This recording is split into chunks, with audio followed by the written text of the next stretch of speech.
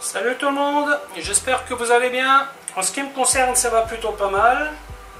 Alors comme d'habitude, on s'abonne, on met les petits pouces, on pose des questions.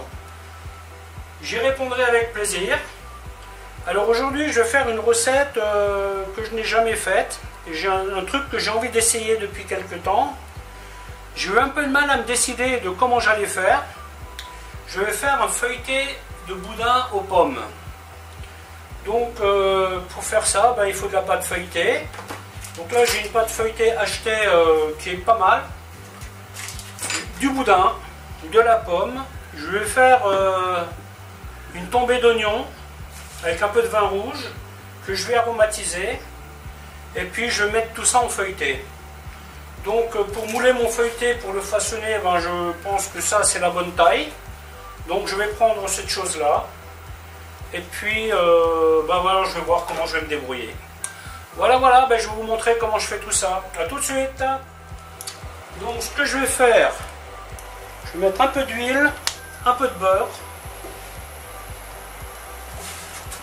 Et je vais préparer mes ingrédients. Tous les ingrédients vont devoir refroidir pour faire le montage du feuilleté. Donc je coupe la pomme à peu près un demi-centimètre d'épaisseur. Le beurre et noisettes, je vais y mettre gentiment mon boudin. Bon là on est juste sur du marquage. J'ai pas très envie qu'il éclate maintenant là tout de suite. Et je fais refroidir. Ensuite, on enchaîne avec les pommes. Voilà, c'est pareil, un petit recto verso, un petit marquage.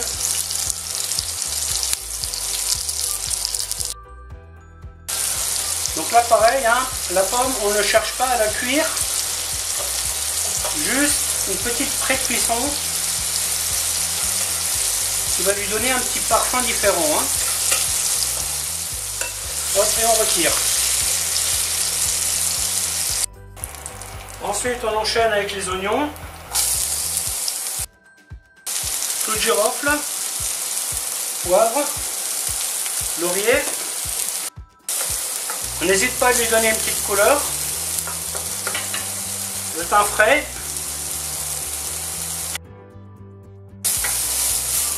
Très important, colorer un peu l'oignon.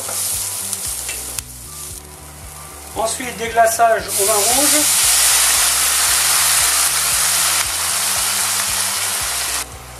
Je mets l'ail. Alors à ce stade, il y a un petit détail auquel il faut faire attention, c'est la cuisson des oignons.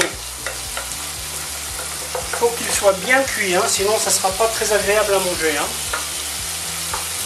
Pour ce faire, je vais rajouter du jus de viande et de l'eau.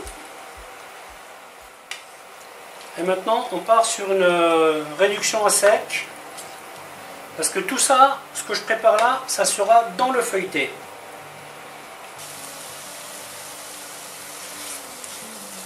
Donc on continue bien la réduction. Feuille de laurier, on peut enlever.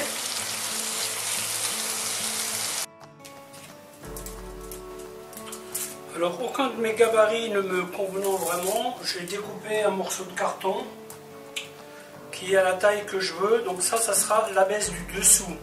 Celle du dessus sera légèrement plus large.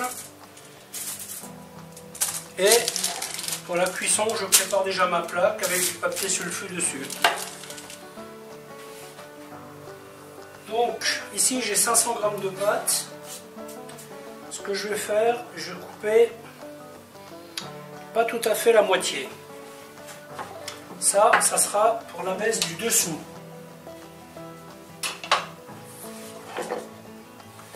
Alors nous visons un rectangle, donc on va essayer de rester le plus rectangulaire possible.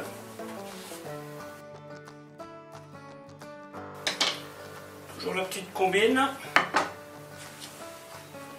pour que la pâte elle soit étalée à la même épaisseur partout.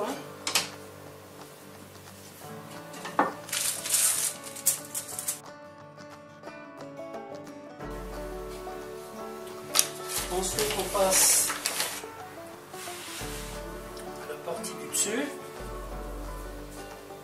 que nous allons faire plus large. Donc je vais miser sur à peu près 1,5 fois ce qu'on a fait avant.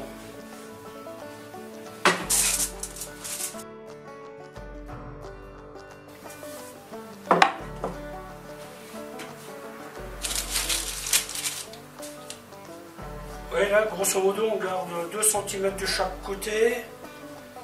Là aussi, à peu près. Je ne vais pas couper, je couperai après si nécessaire.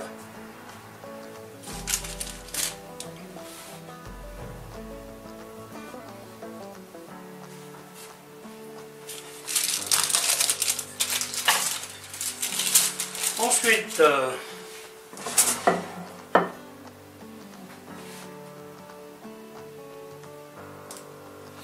je vais disposer les pommes. Vous voyez, on garde toujours de l'espace sur les côtés.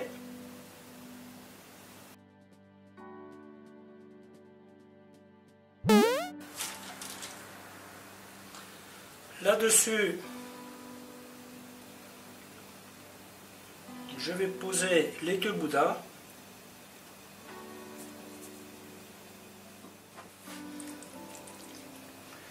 Ensuite,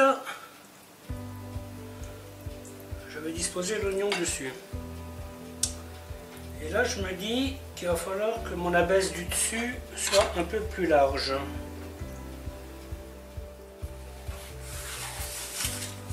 Sur ce côté-là, ça me paraît bien.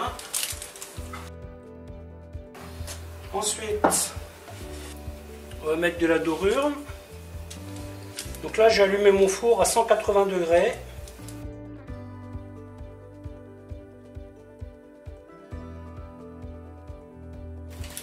Toujours attention à bien enlever les poches d'air.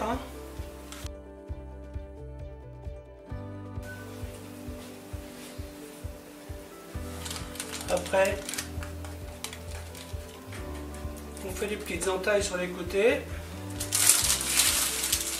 Ça va permettre de sceller les 2 pâtes ensemble. Je pensais faire en mode chausson, mais ce système il est quand même plus joli. C'est quand même plus sympa de faire comme ça, selon moi. Voilà. Ensuite, on va faire une petite cheminée.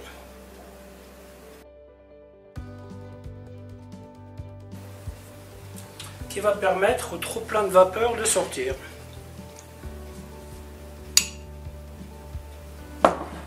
Après, on met la dorure.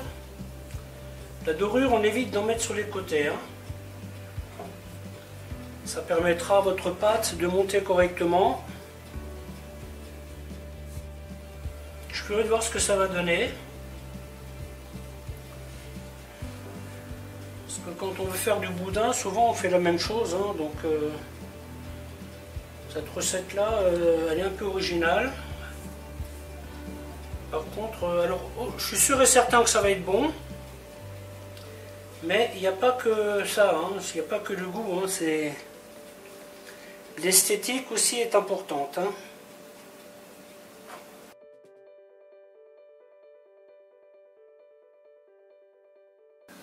Petite coupure de batterie. Je ne sais pas exactement où, ça ne doit pas y a longtemps. Donc le dernier truc que je disais, c'était on va préparer une déco. Donc là la pâte, je l'étale le plus rectangulaire possible, car nous allons avoir besoin de lanières. Voilà. Une fois que ces lanières sont faites, on coupe le plus précisément possible.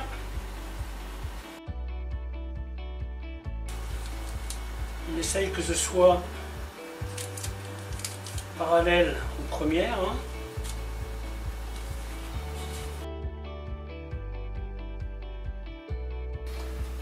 Vous voyez, la dorure, j'en mets pas trop. J'ai pas envie que ça coule. Et j'appuie un petit peu pour bien sceller les 2 parties. Parce que vous savez, le temps qu'on coupe les trucs, le temps qu'on les met, tout ça, la dorure elle est sèche. Hein.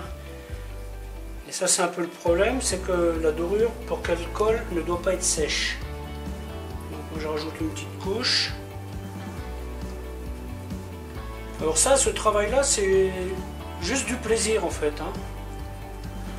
Vous pouvez très bien faire un truc beaucoup plus simple. Hein. Ça c'est toujours le plaisir de faire en fait. Ensuite, ben, on va faire pareil, mais dans l'autre sens.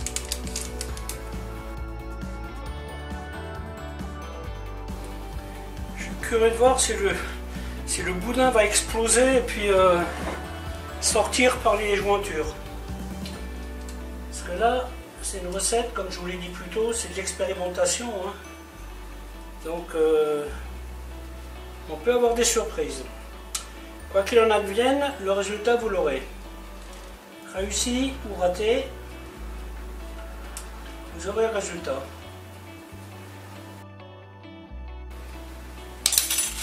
Et voilà, c'est donc prêt à enfourner. La vidéo va s'arrêter là, je vous montrerai le résultat bien entendu. Alors à bientôt pour une autre vidéo. Bye bye.